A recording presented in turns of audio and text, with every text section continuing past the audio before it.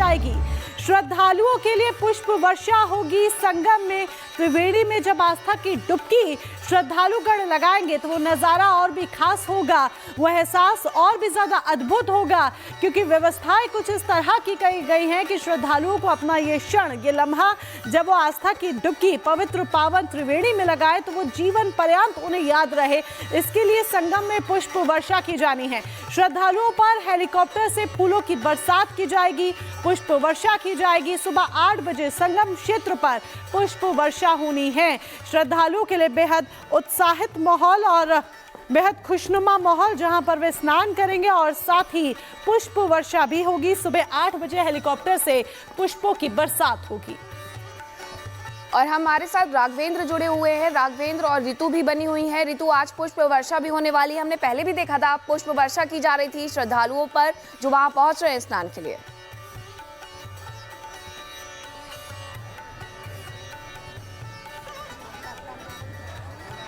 ऋतु,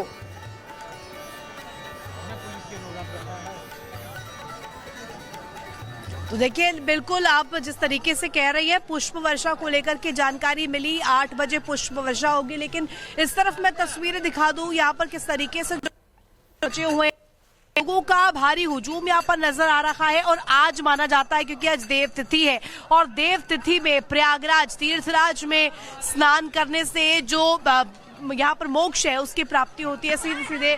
और कहा जाता है कि यदि त्रिवेणी नहीं तो किसी भी गंगा घाट आप पहुंचिए, वहां आप स्नान कीजिए, क्योंकि इसका अपने आप में विषम संयोग होता है। और यहाँ पर यही जो संयोग है, इसी संयोग को पूर्ण करने के लिए जो लोग हैं वो पहुंच रहे हैं। आस्था में सराबोर लोग पहुंच रहे हैं। और यहाँ पर देखिए खास तौर पर विशेष तैयारियां माघ पूर्णिमा बनी हुई है और सीएम योगी आदित्यनाथ विशेष तौर पर नजर बनाए हुए हैं। कहां से आए भैया? मैं हरियाणा भिवानी से आया हूँ। और अच्छा लगा मेरे को। अरे आप तो जल भी लेकर आ रहे हैं? हाँ, मैं जल भी लेके आया हूँ ताकि जो मेरे घर पे पेरेंट्स रह गए ताकि मैं उनको स्नान कर सकूँ, करवा सकूँ। अच्छा, ये पेरेंट्स के लिए ले जा रहे हैं? Yes ma'am, parents. आप कहाँ से आए? मगर जो व्यवस्था ब्रॉडकास्ट होती है वो नहीं है। उस घाट पे 5 फीट का तो घाट है पानी की जगह, और इतना गंदा पानी है स्नान के। आप कहाँ से आए?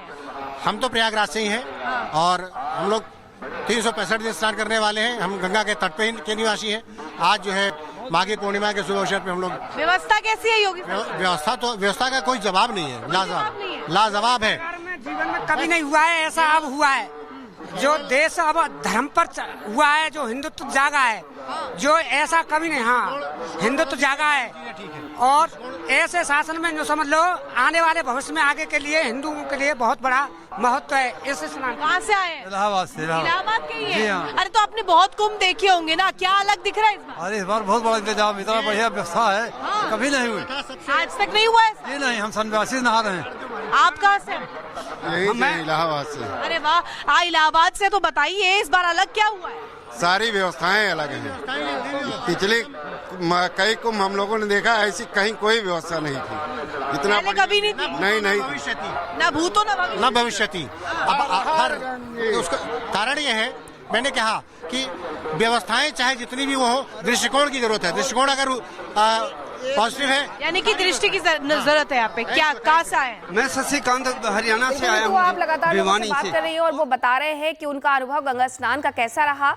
राघवेंद्र का भी रुख करेंगे। राघवेंद्र, आपके पास भी बहुत सारे लोग मौजूद हैं, जरा उनसे बात करिए और समझिए कि वो क्या यहाँ से अनुभव लेकर के जा रहे हैं और क्या गंगा जल भी लेकर के जा रहे हैं ताकि अपने परिवार वालों को स्नान करवा सकें। बिल्कुल, देखिए यहाँ पर जो भी श्रद्धालु आए हैं अपने साथ गंगा जल तो लेके ही जा रहे हैं, क्योंकि वो जहाँ जा रहे हैं अपने घर और मोहल्ले रिश्तेदारों को भी देते हैं।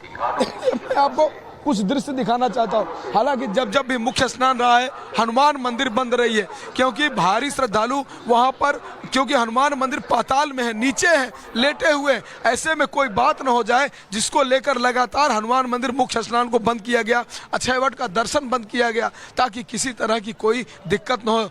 तो आप देख सकते हैं कि यहाँ पर हनुमान जी, जो बड़े हनुमान जी, जो कॉरिडोर, एक नया कॉरिडोर बनाया गया है बहुत ही दिव्य भव्य, वहाँ पर हनुमान जी के लिए एक बड़ी सी स्क्रीन लगाई गई है और भक्त जो जो है दूर से ही आप देखिए किस तरह से हनुमान जी का जो लोग संगम स्नान करके लौट रहे हैं या संगम स्नान के लिए जा रहे हैं वो यहीं से दूर से ही वो हाथ जोड़ रहे हैं और स्क्रीन में सीधा एक सीसीटीवी के द्वारा कैमरा लगाकर हनुमान जी की जो लाइव तस्वीरें हैं जहां पर लेटे हुए हनुमान जी हैं उनकी लाइव तस्वीरें दूर से ही श्रद्धालु दर्शन करके जा रहे हैं। मैं अपने सहयोगी से कहूंगा कि अपने दर्शकों के लिए, रिपब्लिक भारत के दर्शकों के लिए हनुमान जी का दर्शन कराएं। हनुमान जी वही हनुमान जी जो लेटे हुए हनुमान जी है प्रयागराज तीर्थराज प्रयाग में जब यह किला बन रहा था तब वो जब जिस समय के किला की खुदाई चल रही थी उस समय हनुमान जी को यहाँ पर प्राप्त किया गया था और किले की दीवार को मोड़ना पड़ा था क्योंकि हनुमान जी को कोई भी मशीन या कोई भी शक्ति उठा नहीं पाई थी, हटा नहीं पाई थी, टस से मस नहीं कर पाई थी। हनुमान जी वहीं पर आज भी हैं जहाँ पर वर्षों पहले उनको देखा गया था। आप देख सकते हैं कि श्रद्धालु यहाँ पर आते हैं, इनका दर्शन करते हैं, दूर से ही चले जाते हैं। चूंकि कॉरिडोर के अंदर मनाही है, भारी पब्लिक आ रही है, करोड़ों में पब्लिक आ रही है। यहाँ पर लगातार श्रद्धालु चारों दिशाओं से चले आ रहे हैं प्रयागराज में। ऐसे में दूर से ही दर्शन हो रहा है तो आप देख सकते हैं कि श्रद्धा और यह जो आस्था है इस पर आप कंट्रोल नहीं कर सकते। आपने जो ये तस्वीरें दिखाई है वो बेहद ही खास है क्योंकि घर बैठे न केवल श्रद्धालु बल्कि हम सभी दर्शन कर पा रहे हैं। अब आपको सुनवाते हैं कि आखिरकार परमार्थ निकेतन के अध्यक्ष स्वामी चिदानंद सरस्वती जी महाराज द्वारा आज के स्नान को लेकर के क्या कुछ कहा गया है। पूर्णिमा का स्नान पूर्ण करने वाला स्नान है। मेला भी एक किस्म से पूर्ण होने जा रहा है कल्पवासियों के लिए। जीवन में जितनी भी कल्पनाएं हैं, व्यक्ति कल्पता ही रहता है जिंदगी भर। उन सारी कल्पनाओं को दूर करने वाला स्नान है, दूर करने वाला दिन है। आज के दिन स्नान भी करते हैं, ध्यान भी करते हैं, दान भी करते हैं। इन तीनों का संगम व्यक्ति को पूर्ण करता है। डुबकी केवल संगम में नहीं बल्कि भीतर भी ऐसी डुबकी लगानी है। और जब डुबकी लगाएं तो एक काम और करें, अपने लिए तो लगाएं, परिवार के लिए भी लगाएं, लेकिन अपने राष्ट्र के लिए भी लगाएं। अपने राष्ट्र के लिए बहुत बड़ा कर चुकाना है हम सब लोगों को। अपना फर्ज निभाना है कि हमें हमारे राष्ट्र ने जन्म दिया है। उस राष्ट्र ने जिसकी भक्ति का देखो ना कोई माप है, जिसकी श्रद्धा को तो देखो। अब तो बंद करना पड़ रहा है। 25-25 किलोमीटर दूर गाड़ियां रोक दी गई हैं। लोग कहते लोग नहीं आ रहे हैं, अरे फर्जी आंकड़े। अब तो इतने आंकड़े इतने दिखाई पड़ रहे हैं कि लोग कह रहे हैं भैया व्यवस्था नहीं कर पाए। देखो क्या कमाल की बात है, ऐसी व्यवस्था कि लोग कहते 25 किलोमीटर हम रुके रहेंगे, वापस नहीं जाएंगे, जाएंगे तो नहा के जाएंगे। संगम के तट से मैं तो संगम का संदेश देने वालों में से हूँ।